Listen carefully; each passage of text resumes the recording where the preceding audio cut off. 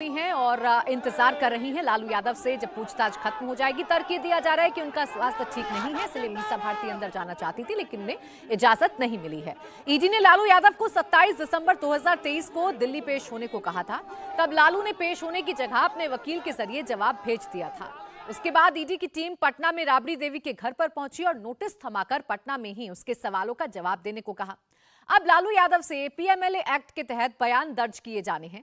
ED Lalu और उनके परिवार के खिलाफ कोर्ट में 4751 पन्नों की चार्जशीट दायर कर चुकी है, जिसमें लालू यादव, उनकी पत्नी समेत कुल 7 लोग आरोपी हैं। इसमें कई आरोपियों की गिरफ्तारी भी हो चुकी है।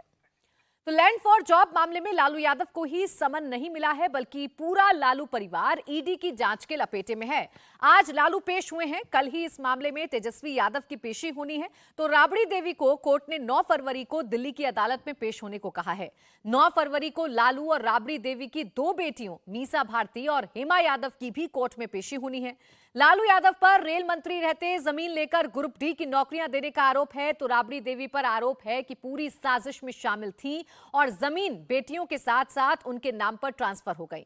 तेजस्वी को समन इसलिए भेजा गया है क्योंकि दिल्ली के न्यू फ्रेंड्स कॉलोनी का बंगला उनके नाम पर आवंटित है। ईडी ये जानना चाहती है कि आखिर तेजस्वी के पास इस बंगले का पैसा कहां से आया। इस बंगले की अभी कीमत करीब 150 करोड़ रुपए है, लेकिन इस मामले के आरोपी अमित कात्याल ने तेजस्वी को इसे महज 4 लाख रुपए में बेचा था। मीसा भारती और हेमा यादव पर पिता लालू यादव के साथ साजिश में शामिल होने का आरोप है। ईडी की चार्जशीट में दोनों पर मनी लॉन्ड्रिंग का आरोप लगाया गया है और इसी मामले में पूरे परिवार पर इस वक्त शिकंजा कसता हुआ नजर आ रहा है। तो आप कह सकते हैं कि ये डबल झटका इस वक्त आरजेडी को लग रहा है, लालू यादव को लग रहा है। एक तरफ सत्ता का सुख भी चला गया, तो दूसरी तरफ अब ईडी का जो शिकंजा है वो कसता जा रहा है।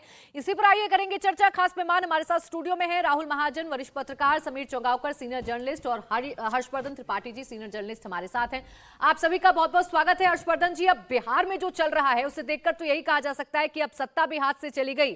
अभी तक जिस ईडी की पूछताछ से बचने की कोशिश की जा रही थी उसके सामने भी अब पेश होना पड़ रहा है और मुश्किल सवालों के जवाब भी देने पड़ेंगे और हो सकता है गिरफ्तारी भी हो जाए। देखिए, मुझे लगता है कि ये एक ऐसा मामला है जिसको देश में बहुत गंभीरता से सुना जाना चाहिए। रेल मंत्री रहते लालू प्रसाद यादव लोगों को नौकरियां दिलाते हैं और जमीन अपने नाम पर लिखवा लेते हैं, अपने परिवार के नाम पर लिखवा लेते हैं। अब अभी जो खबर में ये आपने बताया कि 4 लाख में उनको करोड़ों का बंगला मिल जाता है। अब हम लोग तो सामान्य तौर पर देखते हैं तो क्या देखते हैं कि भाई किसी इलाके में जो सर्किल रेट है उससे बहुत महंगी जमीन ना हो, क्योंकि अगर उससे बहुत महंगा हो जाएगा तो सामान्य व्यक्ति के लिए तो संकट है। ठीक है, जिनके पास अनाप शनाप रकम है उनको तो ठीक है, लेकिन यहाँ तो ये सामान्य सरकारी रेट और कितने की जमीन कितने में खरीद बेच वो सब है ही नहीं है। यहाँ तो ये है कि जमीन आप अपनी सिर्फ इसलिए लिख दीजिए क्योंकि आपको नौकरी दे दी जाएगी। और किसको वो नौकरी दी जा रही थी? उन गरीब लोगों को नौकरी दी गई है जो 12 अलग अलग जोन में रेलवे में काम कर रहे हैं, जिस पर बाकायदा रेलवे के अधिकारियों से, रेलवे के 10 बड़े अधिकारियों से पूछताछ बहुत पहले हो चुकी है, जिसकी पूरी कार्रवाई उस समय शुरू हुई जब भारतीय जनता पार्टी न तो केंद्र में शासन में थी न राज्य में शासन में थी। इसका सीधा सा मतलब हुआ कि लालू प्रसाद यादव और उनके परिवार पर जो आरोप हैं वो आरोप किसी ने साजिश के तहत सिर्फ आरोप भर नहीं लगाए, उस पर बहुत पुख्ता प्रमाण है। एक तय प्रक्रिया के तहत, एक न्यायालय में जो तथ्य गए हैं उसके तहत, और अब जो एजेंसी नए सिरे से जांच कर रही है उसके तहत ये पूछताछ हो रही। अब संयोग एक ऐसा बन गया कि अभी तुरंत उनके परिवार के लिए बड़ा संकट खड़ा हो गया, क्योंकि कल तक तो तेजस्वी कह रहे थे कि हम ही सरकार चला रहे हैं और कल दोपहर के बाद से वो सरकार में ही नहीं रहे और अब तो सरकार विरोधी हो गए। तो ये एक स्थिति बनी। लेकिन भ्रष्टाचार हुआ है, भ्रष्टाचार का मामला गंभीर है और उसकी जांच होनी चाहिए, इसमें राजनीति करने की गुंजाइश बननी नहीं चाहिए। लेकिन अभी उनकी बेटी रोहिणी आचार्य ने जो लिखा है कि मेरे पिता का स्वास्थ्य खराब है, कुछ हो गया तो उनके साथ एजेंसी और सब, तो ये थोड़ा सा बचना चाहिए, क्योंकि ऐसे तो फिर कोई भी भ्रष्टाचार करेगा और अपने खराब स्वास्थ्य का हवाला देकर उसमें बच जाएगा। और देखिए, आपने तेजस्वी यादव का जिक्र किया, तो तेजस्वी यादव का कल दिया हुआ बयान भी सामने आ रहा है, उसका भी जिक्र किया जा रहा है। कल वो कह रहे थे कि अभी बिहार में खेला होना बाकी है, लेकिन फिलहाल उनके परिवार का क्या होगा, उनके परिवार की मुश्किलें कितनी बढ़ेंगी, ये अभी उन्हें तय करना है। और ये देखना है राहुल जी, कम से कम उन्हें, कि किस तरीके से जनता के बीच में जाना है और क्या नैरेटिव अब उन्हें सेट करना है। भ्रष्टाचार के गंभीर आरोप लग रहे हैं उन पर। देखिए, ये आरोप पहले से हैं। देखिए, जिस तरह से इस पूरे केस को जिन लोगों ने देखा है, बड़े ही शातिर तरीके से इसमें काम किया गया। पहले जो है एक व्यक्ति को जो है वो जॉब ऑफर की जाती है, उसको टेम्परेरी रखा जाता है, फिर उसे परमानेंट किया जाता है। वो परमानेंट तब होता है जब आप ज़मीन जो है बेच देते हैं एक पर्टिकुलर कंपनी को, फिर वो ज़मीन जो है आगे किस तरह से बड़े दामों पे बेची जाती। तो बड़े ही सिस्टमेटिक तरीके से जो आरोप लगे हैं उसमें ये साफ आता है कि किस तरह सिस्टमेटिक तरीके से ये भ्रष्टाचार किया गया है। जो लोग इसमें लिप्त हैं, जो लालू प्रसाद यादव की जितनी परिवार के जो नाम आ रहे हैं, उनको ये ज़रूर जनता को बताना पड़ेगा कि किस तरह से उन्होंने जनता को लूटा है, किस तरह से उन्होंने बिहार को लूटा है। इसका जवाब तो उन्हें बिहार की जनता को देना ही पड़ेगा, और ये मुश्किल होगा उनके लिए देना कि वो किस तरह से। देखिए, पहले भी आरोप आरजेडी के पूरे उस पर यही लगते रहे कि उन्होंने बिहार को लूटा है, भ्रष्टाचार किया है, जंगल राज रहा है। तो अगर ये आरोप सही हैं और ये सही निकलते हैं तो लालू प्रसाद यादव और उनकी परिवार के लिए बहुत ही ज़्यादा मुश्किल समय होने वाला है। और अब तो नीतीश कुमार भी अलग हो गए हैं। नीतीश कुमार जब अलग हुए तो उनके पार्टी के नेता भी यही कहते हुए नजर आ रहे हैं कि जमीन ली गई नौकरी देने के बदले। कल ये जोर शोर से बयान दिए गए, 1-2 दिन पहले से ये बयान दिए जा रहे हैं। तो ये मुश्किलें लालू यादव की कितनी खड़ी करेगी, और क्या इसे समीर जी ऐसे भी देखा जाना चाहिए कि एक तरफ आप बिहार में खेला करने की बात कर रहे हैं, आप बिहार की राजनीति पर फोकस्ड होना चाहते हैं, लेकिन उधर आपको ईडी ने भी इंगेज कर लिया है। आपको ईडी के सामने भी पेश होना है और आपको तमाम आरोपों के जवाब भी देने हैं, बताना है आपको कि आखिर ये स्कैम हुआ कैसे। जो आरोप आप पर लग रहे हैं, जो जमीन की लेन देन की बात चल रही थी, वो कितना सच और कितना झूठ। देखिए, सरकार तो आती जाती रहेगी। आज लालू प्रसाद यादव सत्ता से बाहर हो गए, लेकिन जो भ्रष्टाचार लालू प्रसाद यादव ने किया था उससे भी रेलवे मंत्री रहते हुए नहीं किया कि 2004 से लेकर 2009 तक लालू प्रसाद यादव ने केंद्र में मंत्री रहते हुए बिहार के लोगों को नौकरी देने के बदले में रेलवे में जमीनें अपने नाम से करवा ली थी। करोड़ों रुपए की जमीनें कोड़ियों के दाम अपने करवा ली थी। सिर्फ मामला ये भर नहीं है, मामला इससे आगे भी खुलेगा। और ईडी के पास और सीबीआई के पास जो जानकारी है वो एक बड़े स्कैंडल की जानकारी आ रही है कि जिसमें बड़ा भ्रष्टाचार भी हुआ था और पैसों के लेन देन की भी इसके अंदर जानकारी है। पहले आपने मुख्यमंत्री रहते 15 साल बिहार को लूटा, चारा घोटाला किया, उस पर आरोप तय हुए, आपको सजा हुई, आप जेल से बाहर आए, और अब आपके ऊपर केंद्र में मंत्री रहते हुए आरोप लगे हुए हैं और उसकी जांच चल रही है। मुझे लग रहा है लालू प्रसाद यादव का पूरा राजनीतिक जीवन भ्रष्टाचार में लिप्त रहा। जब मुख्यमंत्री रहे तो भ्रष्टाचार करते रहे, जब मुख्यमंत्री नहीं रहे और केंद्र में जब मनमोहन की सरकार में केंद्र में मंत्री बने तो वहां पर उन्होंने अपने पद का दुरुपयोग किया। मुझे लग रहा है बिहार की जनता ये देख रही है और पूरे देश की जनता इस बात को देख रही है कि किस तरीके से बिहार के अंदर इन्होंने लूटतंत्र का इस्तेमाल किया था। लालू प्रसाद यादव तेजस्वी के लिए अब चुनौती बढ़ने वाली है। सत्ता तो चली गई, मुझे लग रहा है अब जेल जाना भी इनका तय है, क्योंकि सीबीआई के पास और ईडी के पास इतने डॉक्यूमेंट्स एविडेंस है और बार बार जिस तरीके से ईडी और सीबीआई ने बुला रही थी और ये बचने की कोशिश कर रहे थे, बताता है कि ये इस बात को जानते हैं कि इनके भ्रष्टाचार की जो जानकारी है वो जांच एजेंसी को मिल चुकी है, उनका जेल जाना तय है। और आप देखिए, सिर्फ लालू प्रसाद यादव नहीं, आज बिहार से सटे हुए झारखंड के मुख्यमंत्री हेमंत सोरेन भी पूछताछ में शामिल किया गया उनको, और 10वीं बार उनको बुलाने के बाद आज वो इसमें शामिल हुए ईडी की जांच में। हालांकि इसके पहले भी हेमंत सोरेन झारखंड में शामिल हो चुके थे।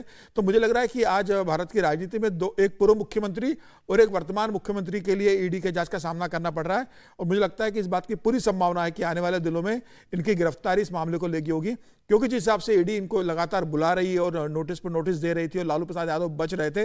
लालू प्रसाद यादव, राबड़ी देवी, बीसा भारती, उनकी दूसरी बेटी और तेजस्वी यादव, ये सब इस मामले में जाएंगे। और जो तेजस्वी यादव का न्यू फ्रेंड्स कॉलोनी के जिस बंगले की बात की जा रही है उसकी आज की तारीख में मार्केट वैल्यू 250 करोड़ रुपए है और वो उन्हें सिर्फ 5 से 8 लाख रुपए के अंदर मिला था।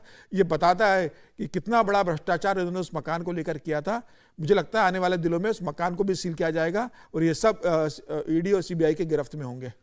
देखिए, एक तरफ ईडी और पूछताछ कर रही है, लालू यादव आज ईडी दफ्तर में पेश हो गए हैं। कल ही सत्ता उनके हाथों से गई है, कल ही सत्ता पलट बिहार में हुआ है और सत्ता पलटने के बाद अब नीतीश कुमार भी फिलहाल एक्शन में नजर आ रहे हैं। नीतीश कुमार अब लगातार बैठक कर रहे हैं, कैबिनेट की बैठक आज उन्होंने बुलाई और इस बैठक में तमाम जो नए मंत्री हैं वो शामिल हुए। इसके साथ ही साथ जो एमपीज हैं, जो राज्यसभा और लोकसभा के एमपी हैं जेडीयू के, उनके साथ भी बैठक कर रहे हैं, उनके साथ भी मंथन कर रहे हैं और आने वाले चुनावों पर फोकस नजर आ रहे हैं। तो एक तरफ आरजेडी है जो फिलहाल आप कह सकते हैं कि कम से कम हाशिए पर नजर आ रही है, उसके हाथ से फिलहाल पूरी की पूरी बाजी निकल गई है।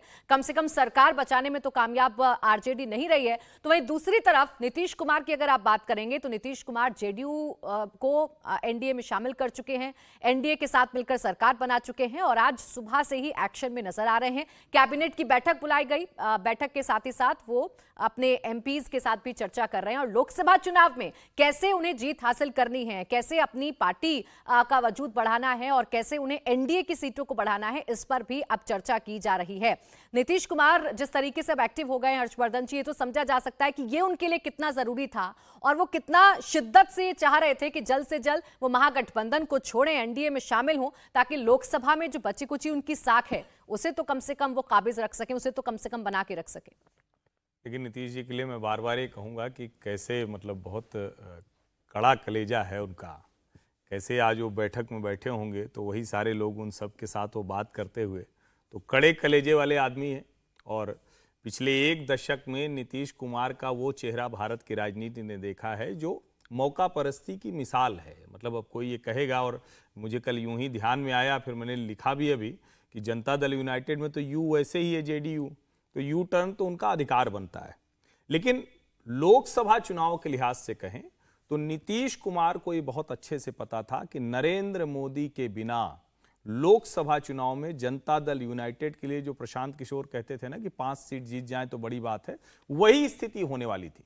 अब सवाल यह है कि क्या जो 2019 का समीकरण था उसमें भारतीय जनता पार्टी जेडीयू से एक तरह से कहें कि कमजोर पार्टी दिखती थी, लेकिन जब हम 24 की बात कर रहे हैं तो 78 सीटों पर बीजेपी खड़ी है, 44-45 सीटों पर जेडीयू खड़ी है, तो क्या अब भी पुराना वाला समीकरण होगा? सबसे पहले तो यही बात होनी चाहिए। और मुझे लगता है कि ये नीतीश जी को भी समझ में आ रहा होगा कि पुराना जो 17-17 वाला फॉर्मूला है वो नहीं चल सकता है, क्योंकि सिर्फ 6 सीटें बचेंगी। तब तो रामविलास पासवान जी थे, अभी तो बड़ी मुश्किलें हैं, चिराग जी हैं, पशुपत पारस हैं, उपेंद्र कुशवाहा हैं, जीतन राम मांझी हैं। तो मुझे लगता है नए सिरे से कैसे सीटों का समीकरण तालमेल बिठाया जाएगा एनडीए में और मुख्यमंत्री उनको बनाया गया है, तो निश्चित तौर पर इस बार भारतीय जनता पार्टी वो चाह रही होगी। और मुझे लगता है कि सच्चाई के आधार पर देखें, धरातल के आधार पर देखें, तो नीतीश जी को भी लगेगा कम से कम जो सीटें हमें मिले वो हम जीत रहे हैं, तो यानी विनिंग सीटें हमें मिल रही। यहां जो इंडिया ब्लॉक था उसकी तरह नहीं है कि आपको सीटें मिलेंगी तो जीतेंगे कौन सी, यहां जो आप लड़ेंगे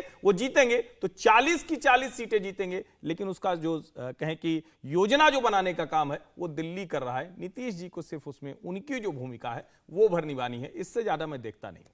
17 सीट पिछली बार नीतीश कुमार लड़े थे और इस बार भी 17 सीट की उम्मीद लगाकर ही वो एनडीए में वापस आए होंगे। समीर जी, तो क्या इस बार मुश्किल है जेडीयू के सामने कि आप 17 सीट भी पा जाएं एनडीए से, उस पर जीत भी हासिल कर लें? एनडीए के सामने भी बाकी जो साथी शामिल हुए हैं उनको भी सीट देनी है, उन्हें भी मैनेज करना है, ये भी एक चुनौती है। निश्चित रूप से मुझे लगता है कि नीतीश कुमार के सामने बड़ी चुनौती है और भारतीय जनता पार्टी इस बात को जानती है कि नीतीश कुमार की अब वो हैसियत नहीं है कि वो सभी की सभी सीट जीत सके जो उन्हें दी जाए।